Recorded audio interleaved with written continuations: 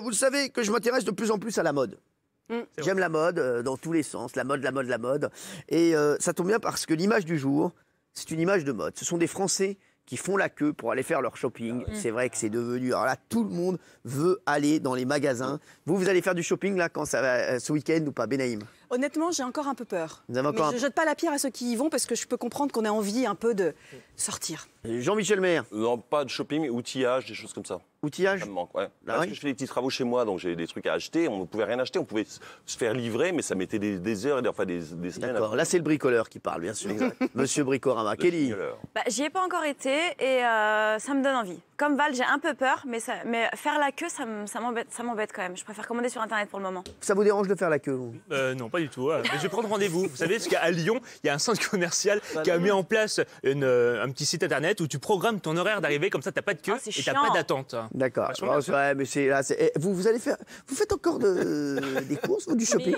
Oui, je fais beaucoup de shopping. Mais dans quel magasin? Parce que qui vend ça? Qui sont ces gens? Écoutez, si on n'a pas le droit de les citer, mais je vais souvent à Citadium, bien que j'aime pas qu'il y ait de la musique tout le temps. Citadium, pour acheter et quoi? quand mon mari a acheté par erreur une paire de chaussures que je venais d'acheter, j'attends de. D'ailleurs, vous avez des baskets incroyables aujourd'hui. Regardez. Et j'ai toute une série de baskets. Alors là, c'est du 39. C'est du 39 parce qu'il n'y a pas ma taille. Donc quoi, vous faites combien vous normalement? 37. Ah, c'est deux tailles au-dessus. Donc elle s'est laissée pousser les ongles des pieds. Hein. Voilà, on le sait, voilà, comme ça, voilà, on le sait. Voilà, c'est pas grave, voilà, ça passera, ça passera. Regardez la queue dans les magasins. Durant le confinement, une question était sur toutes les lèvres, est-ce que la vie d'après sera différente? Eh bien, on peut d'ores et déjà répondre que probablement pas. En tous les cas, c'est ce qu'on peut conclure en voyant les images de foules qui, hier, premier jour de déconfinement, se sont ruées devant les magasins. Des images à peine croyables, il y a quelques jours encore, des centaines de Français qui font la queue, parfois des heures, pour pouvoir entrer dans un magasin de prêt-à-porter ou de meubles en kit. Partout en France, ces scènes se sont répétées tout au long de la journée, laissant les témoins parfois sans voix.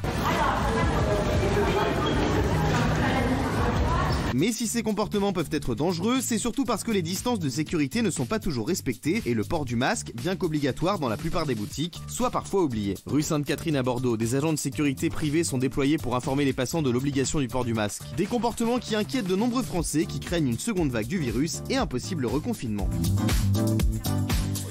Alors voilà, est-ce que ça vous énerve voilà, parce que sur Twitter, les vidéos des files d'attente devant les magasins ont beaucoup fait réagir. Je vous le dis, je vous demande votre avis. On aura également l'avis du nombreux public. Anaé qui dit, donc là, il y a des meufs qui se sont levées ce matin pour aller faire la queue pour rentrer dans Zara. Vous êtes ravagé, ma parole. Ouais, pourquoi tout le monde se plaint des queues pour Zara? C'est logique, il faut bien se faire rembourser tout ce qui va pas après 2 mois de commande, c'est drôle. Il y a Noisy qui dit, donc on fait le plus urgent le premier jour du déconfinement, c'est d'acheter des sapes à Zara. Tu vas faire ta belle où? Il n'y a pas de bar ouvert, il n'y a pas de soirée, bim. Et il y a aussi il y a la queue, je vous le dis, devant un célèbre magasin de luxe des Champs-Élysées. Oui. Oui, regardez. C'est bon ça, les blancs. Ah ouais. Voilà. Et il y a les commerçants qui ont mis des règles strictes, hein, je vous le dis, pour faire du shopping. Il y a un protocole à respecter. Voilà, regardez. Alors, le protocole est simple. Ici, de 8h à 20h, le port du masque est obligatoire. Donc chaque client doit arriver avec un masque. Si jamais il n'arrive pas avec un masque, nous lui proposons un à 2 € qui sera entièrement déduit sur son ticket de caisse au passage pour arriver à 0. Suite à ça, s'il arrive avec des gants qui sont de l'extérieur, il devra les enlever et utiliser le gel hydroalcoolique. Les gants seront proposés et il pourra naviguer dans le magasin en toute sécurité. Nous avons mis des points tous les 1 mètre qui permet d'avoir des distances. Nous avons équipé le magasin de protection en PVC pour le confort de notre personnel et le confort de tout le monde. Oui, Kelly. Là, on vient de le voir dans un petit magasin que tout est respecté, mais c'est assez utopique pour ce qui s'agit des grandes enseignes. Dans les grandes enseignes. C'est utopique. Pardon? C'est utopique. Oui, je trouve. Oui. Non Pardon? Ça fait rire le public.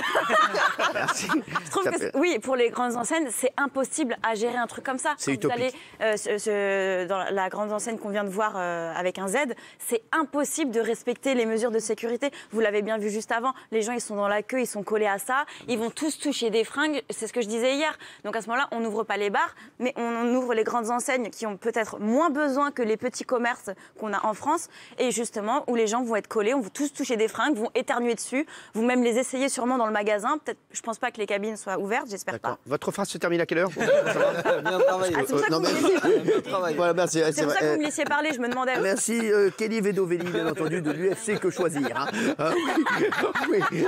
Oui, Jean-Michel. Je suis passé hier devant l'enseigne qu'on voyait sur les Champs-Élysées, la grande marque, et vous savez que... Bon, on va le dire.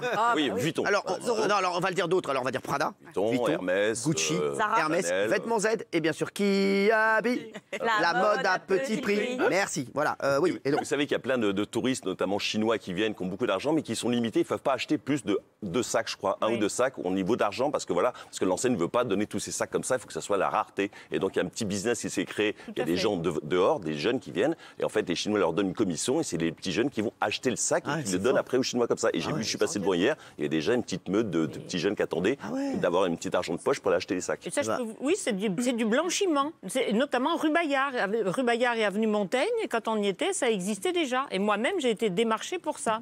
merci beaucoup. C'est des petits jeunes. C'est enquête ensemble. Oui, c'est vrai. Moi, j'ai été c'est démarchée la par mafia Hermès. chinoise. Ah, vous avez été démarché. Bah, écoutez, soyez démarchés. Vous avez été démarché pourquoi pas pour Roger Carloun, le vendeur de blazer au sentier. Blazer. Non, mais moi, je comprends ce que disent mes petits camarades, mais à partir du moment où c'est ouvert, on ne va pas jeter la pierre sur les gens qui sont allés dans les magasins. Là, j'ai vu un peu hier une sorte de tribunal qui venait, qui venait un petit peu condamner tous les gens qui allaient dans les boutiques. À partir du moment où ces boutiques-là se sont ouvertes, où les règles se sont mises en place, où les gens les respectent, ils ont le masque, il y a des distances assurées. On ne peut pas tenir des discours contradictoires en disant c'est la mort du petit commerce, c'est la mort des boutiques, c'est la mort des vendeurs, et d'un autre côté C'est dire... pas le verre à moitié plein ou le verre à moitié vide. En revanche, nous en parlerons plus tard dans l'émission parce que j'ai travaillé le conducteur. Ce qui s'est passé sur les quais de Seine, là par exemple, je On va en désapprouve. parler, Mais c'est exactement. complètement différent de ce Bien qui sûr. s'est passé Si dans je les peux me bourses. permettre, S'il vous plaît, Cyril Hanouna. 2 minutes, on a une personne qui est plus âgée qui voudrait parler et je suis à vous dans 2 minutes. Oui, Moi, bonsoir madame. J'ai des copains qui m'ont envoyé des photos de leur encore des rue, copains où il y a des rues Montorgueil, par exemple, où il y a un magasin de chaussures. Et il y avait, je ne sais pas combien de dizaines de jeunes qui faisaient la queue et ne respectaient absolument pas les consignes de sécurité. Or, je me Moi, souviens ma que depuis ma mère, 3-4 jours, il y a une tablette de recrudescence. chocolat comme ça. Eh ben, ils l'ont pas fouillé. Ils l'ont pas fouillé. Oui, bonsoir. Je Oui. tiens juste à préciser qu'on n'en veut pas du tout aux gens qui vont faire les magasins. Moi, j'en veux à ceux qui les ouvrent. C'est juste ça. Pas ceux qui y vont, parce qu'on D'accord. va sûrement y aller à un moment donné dans Et notre je vais vous vie. dire, de toute façon, les c'est magasins l'inverse. fermés, pas de clients. C'est à ceux qui ne respectent pas que j'en veux. Pas à ceux qui ouvrent, mais à ceux qui ne respectent Mais pas si les magasins sont ouverts, les gens vont y aller, c'est logique. Excusez-moi, Camille. est-ce que vous pouvez pas vous appeler toutes les deux ce soir? Je crois que vous avez toutes les deux vos coordonnées, vous vous appelez, il va vous envoyer un petit DM, hein, voilà, et puis vous parlez toutes les deux, merci. Les chéris, regardez ce qu'ils font en Belgique, justement, ça va plus loin, il est impossible d'essayer des vêtements et même de toucher les vêtements, regardez. Par prudence, ici, les cabines vont être fermées. Les essayages se feront à la maison. Reste un problème, mettre de côté les vêtements touchés par les clientes. Irréaliste pour cette gérante, une telle mesure obligerait à fermer au bout de 10 minutes. Là, on nous demande de mettre de côté un article qui aurait été touché en quarantaine pendant 24 heures. C'est impossible, on n'est pas équipé au niveau du stock pour bloquer un article 24 heures. Au niveau logistique, me souvenir, telle pièce, elle est là depuis 12 heures, celle-ci, elle est là depuis 13 heures, celle-là depuis 20 heures, c'est tout à fait impossible. Voilà, ça elle a dit, c'est tout à fait impossible. Et après, forcément, c'est le serpent qui se mord la queue.